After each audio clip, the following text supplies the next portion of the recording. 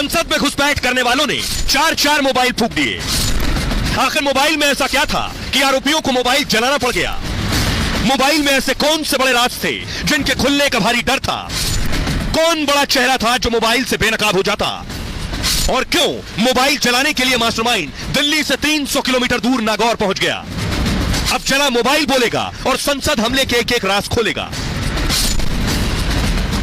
अब मैं आपको बताऊं कि आखिर यह मोबाइल मिला कहां से, कहां जलाया था ललित झा ने जिस मोबाइल से संसद पर हमले की साजिश रची गई। वो देखिए जरा, ये आप देख रहे हैं दिल्ली से ये ललित झा भागकर पहुंचा राजस्थान के नागौर गया जो 440 किलोमीटर दूर है। नागौर जाकर इसने चारों मोबाइल जला दिए। अब मैं आपको बताऊं वो जगह, जिस जगह ये जाकर राजस्थान में रुका, वो जगह नागौर में एक ढाबा है, शिव ढाबे के नाम से मशहूर है। उसकी तस्वीर मैं आपको दिखाऊं, यह है वो शिव ढाबा। इस जगह जाकर ये ललित रुका और यहीं पर इसने मोबाइल जलाया। तो मोबाइल तो जला दिया, अब क्या मोबाइल से सबूत मिलेंगे? सवाल ये चारों मोबाइल है।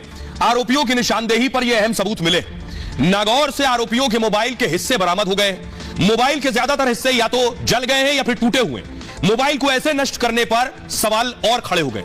संसद में घुसपैठ करने वाले आरोपी फोन से लगातार संपर्क में थे। वो 1.5 साल से संसद पर हमले की प्लानिंग कर रहे थे और मतलब सारी जानकारी उनके मोबाइल फोन पर मौजूद थी पहले से। इसलिए ललित ने आरोपियों का फोन नष्ट कर दिया?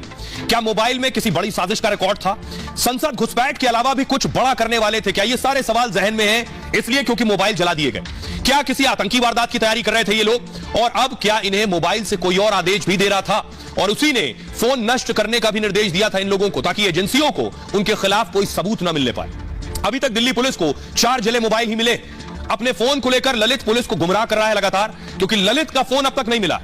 बाकी मोबाइल को फॉरेंसिक लैब में भेजा जा रहा है। फॉरेंसिक जांच से मोबाइल से कुछ सुराग मिल सकते हैं और मोबाइल फोन के मदरबोर्ड की जांच की जा रही है। मदरबोर्ड क्या है? मदरबोर्ड में ही मोबाइल का सारा डेटा जमा होता है। मतलब किसी मोबाइल का मदरबोर्ड अगर चालू हालत में मिला है तो आरोपियों की बड़ी जानकारी सामने आ सकती है, लेकिन खाक मोबाइल से भी सुराग मिल सकता है। आरोपियों के सिम को लेकर भी पुलिस इस वक्त जांच कर रही है। जिसे टेलीकॉम कंपनी के सिम चलाते थे उससे संपर्क किया जा रहा है। आरोपियों के मोबाइल लोकेशन का डाटा मांगा गया है। टेलीकॉम कंपनी से कॉल रिकॉर्ड भी मांगा गया है। मतलब मोबाइल नष्ट करके भी आरोपी बच नहीं पाएंगे। आपको सुनवाऊं कि साइबर एक्सपर्ट मोहित यादव को सुनिए। क्या कोई शख्स अगर मोबाइल जला देता है तो क्या सबूत पूरी तरह से नष्ट हो जाते हैं या जांच एजेंसियां उससे कुछ हासिल कर पाएंगी? सुनिए।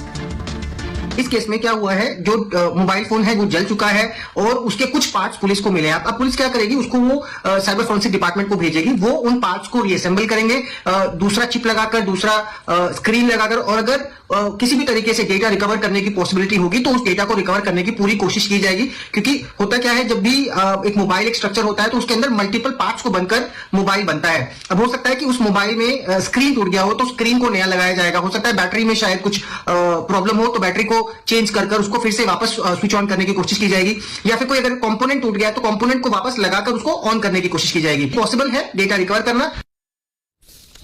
लेकिन पहली बार हुआ इस संसद पर हमले पर बहुत सियासत हो रही है। कोई नेता कुछ कह रहा है, कोई नेता कुछ कह रहा है, कोई कह रहा है तो बेरोजगार युवा थे, इनके पास नौकरी नहीं थी। तो इस देश में क्या जितने बेरोजगार हैं वो ऐसे संसद पर हमला करते हैं? ये वैसे ही जवाब है जैसे महबूबा मुफ्ती कश्मीर में हथियार उठाने वालों को कहती थी ये युवा है, भटके हुए युवा।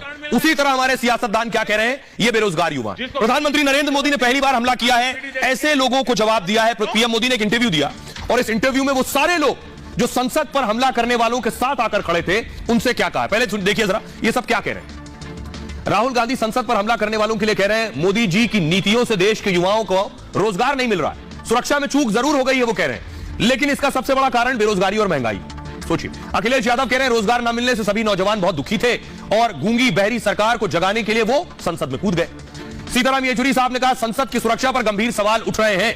वो सांसद भी सवालों में है जिनके पास पर ये लोग अंदर घुसे, किसकी मंजूरी और इशारों पर ये संसद में आए और सवाल पूछने पर सांसदों को क्यों सस्पेंड कर रहे हैं। सुप्रिया सुले ने कहा संसद में जो हुआ वो बहुत दुर्भाग्यपूर्ण है और लेकिन अच्छी बात यह रही कि सांसद एक दूसरे को बचाने के लिए खड़े हो गए। प्रियंका चतुर्वेदी ने कहा अगर संसद पर भी हमला हो सकता है तो फिर देश में कौन सी जगह है जो सुरक्षित है, सरकार को संसद में इस पर बयान देना चाहिए। कनी मोई ने कहा जो लोग संसद में आए थे घुसकर उन्हें एक सांसद ने पास दिया था और फिर उन सांसद पर कार्रवाई क्यों नहीं हुई, पीएम और गृह मंत्री इस पर जवाब दें।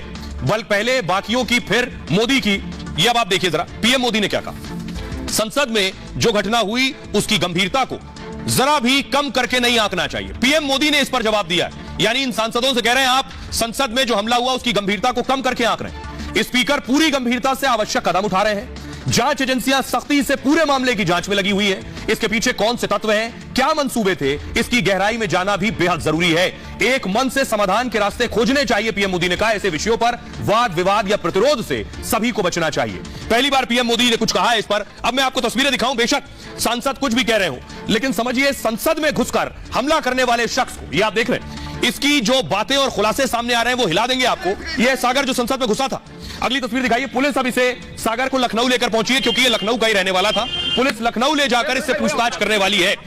अब देखिए जरा, क्या ये किसी बड़े हमले की तैयारी कर रहा था? जो जानकारी मिल रही है, क्योंकि इसे बहुत पैसा चाहिए था, ये कह रहा है कि बहुत बड़ा कुछ होने वाला है। आखिर क्या बड़ा होने वाला था, कैसे ये बड़ा करने वाले थे? संसद घुसपैठ के आरोपियों से चौंकाने वाले खुलासे हो रहे हैं। संसद सेंधमारी का एक आरोपी सागर, ये सागर लोन लेना चाहता था। सागर ही संसद में आत्मदाह करने वाला था, और सबसे पहले इसकी चौंकाने वाली डायरी मिली। सागर बैंक से लोन लेकर फंड जुटाना चाहता था। एजेंसियां जांच में जुटी हैं कि इस फंडिंग का मकसद क्या था। पता यह चला है कि लोन के लिए सागर ने बैंक में बात की थी बाकायदा। इसके लिए सागर ने फर्जी कागजात तक का इस्तेमाल किया। लोन और फर्जी कागजात को लेकर इसके पिता ने इसे बहुत डांटा, तो सागर ने पिता से कहा पैसों की उसे बहुत जरूरत है, जल्द ही सारा पैसा लौटा दूंगा, समय बदलने वाला है। सागर किस समय बदलने की बात कर रहा था? कैसे इसका समय बदलने वाला था? क्या समय बदलने का मतलब कोई बड़ा प्लान था? जैसा डायरी में लिखा था, घर से विदाई का वक्त आ गया है, जो किसी गैंग के साथ बड़ी साजिश की ओर इशारा कर रहा है। सागर ही सदन में कूदते हुए स्पीकर की ओर आ रहा था, और जिंदगी में वो तेजी से पैसे और शोहरत की सीढ़ी चढ़ना चाहता था। एटीएस और स्पेशल सेल सागर की जांच में इस वक्त जुटी हुई है। सागर के 4 बैंक खातों का भी खुलासा हुआ है। हालांकि सागर के खातों में पैसे ना के बराबर मिले हैं। पता किया जा रहा है कि पैसे कहां से आए, कहां भेजे गए हैं, क्योंकि पैसा नहीं है तो आखिर कैसे इस्तेमाल हो रहे थे पैसे? साजिश में पैसा कौन दे रहा था? सागर की मां को सुनिए। हम ये कहना चाहेंगे कि मोदी योगी जी हमारे बच्चा इकलौता है, उसको छोड़ दे, हमारे बच्चे को, उसको कुछ ना करे। 2 ऑपरेशन मेरे हुए, हमने बोला कभी भी हमको कुछ भी हो जाएगा, मेरे साथ रहा करो तुम। हमेशा हमने समझाया। बस वो जहाँ से गया है वही गलत रास्ता है, जब जहाँ से गया है वो, बस वो बाकी और कहीं से भी गलत नहीं, ना उसकी कोई सोच गलत है।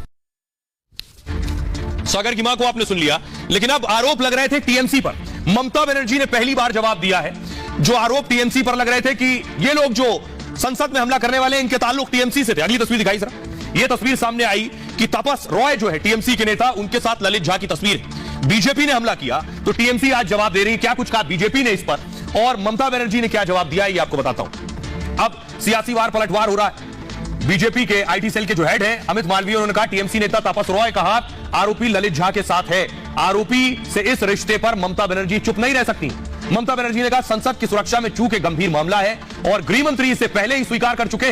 बंगाल को बेवजह संसद की सुरक्षा में सेंधमारी से जोड़ा जा रहा। शुभेंदु अधिकारी ने कहा टुकड़े टुकड़े गैंग के लिए बंगाल सुरक्षित स्थान है, और ललित झा टीएमसी के यूथ विंग का सदस्य था। वो ममता की पार्टी का पदाधिकारी था, तभी तो कई नेताओं के साथ उसके फोटो है।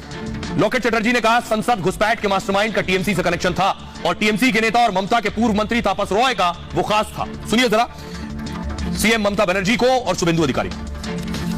टीएमसी का एक तस्वीर नहीं, मल्टीपल नंबर ऑफ तस्वीर है जो घूम रहा है सोशल मीडिया के द्वारा। तो he is very close to TMC district president and MLA ex minister Tapas Roy. Not only Tapas Roy, north Calcutta और कलकत्ता का बहुत सारे टीएमसी का प्रोमिनेंट लीडर, पब्लिक रिप्रेजेंटेटिव, उसका साथ ललित झा का सीधा सीधा संपर्क था, अभी भी है, बरकरार है। ये जो हादसा हुआ इस इंसिडेंट के पीछे टीएमसी और ममता बनर्जी की क्या रोल है, उसको भी जांच होना चाहिए। It's a security lapses. Home Minister already admitted that. This is a very serious matter, no doubt of it. Let them investigate the matter, because we don't compromise any security matter. So always it is a great lapses for the new parliament. और आइए अब अगली खबर की ओर बढ़ते। आज की खबर एक और बड़ी है। प्रधानमंत्री नरेंद्र मोदी अपने संसदीय क्षेत्र काशी में थे, लेकिन काशी टू कन्याकुमारी का रास्ता तय करना है पीएम मोदी को। बेवजह नहीं थे काशी में। तस्वीर में दिखाऊं तो आप देख सकते हैं, ये पीएम मोदी का रोड शो। पीएम मोदी का संसदीय क्षेत्र है, लोगों का सीधा जुड़ाव पीएम मोदी से है, और इतने वर्षों में पीएम मोदी ने जो काशी में किया है, वो जब सड़कों पर रोड शो में निकलते हैं वो साफ नजर आता है काशी के लोगों का प्यार। अगली तस्वीर दिखाइए। एक तस्वीर बहुत वायरल है, इसे फुल स्क्रीन लीजिए। पीएम मोदी का काफिला जा रहा था तो एम्बुलेंस को फौरन रास्ता दिया गया। ये आप देख रहे हैं पीएम मोदी की गाड़ी काशी की सड़कों पर थी और पीछे से एम्बुलेंस आ रही थी। अमूमन किसी गाड़ी को आगे नहीं निकलने दिया जाता है, बगल से पीएम के नहीं निकलने दिया जाता जब रोड शो चल रहा हो, लेकिन एम्बुलेंस जा रही थी तो एम्बुलेंस को रवाना किया गया। इसके बाद पीएम मोदी दरअसल पहुंचे प्रदर्शनी में। जो प्रदर्शनी लगाई गई है, बाकायदा नमो घाट की तस्वीर आप देख रहे हैं, ये नमो घाट पर पहुंचे थे पीएम मोदी। उसके बाद प्रधानमंत्री नरेंद्र मोदी, एक और तस्वीर मैं आपको दिखाऊं, फल वालों से मिले। सुनिए जरा क्या बात की पीएम मोदी ने। वहां जो फल वाले हैं उनसे बातचीत कर रहे हैं।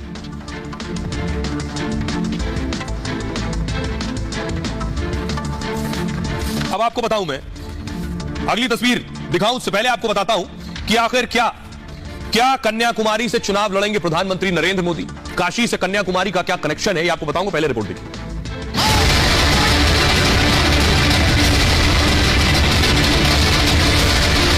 मध्य प्रदेश, राजस्थान और छत्तीसगढ़ के बाद मोदी देश में पार्टी का झंडा बुलंद करने निकल पड़े। मोदी आज बाबा की नगरी काशी में, काशी उनका संसदीय क्षेत्र है, लेकिन काशी से उन्होंने कन्याकुमारी तक अपना संदेश पहुंचा दिया। काशी में आज से एक और काशी तमिल संगमम की शुरुआत कर दी है। तो सवाल ये कि आखिर काशी और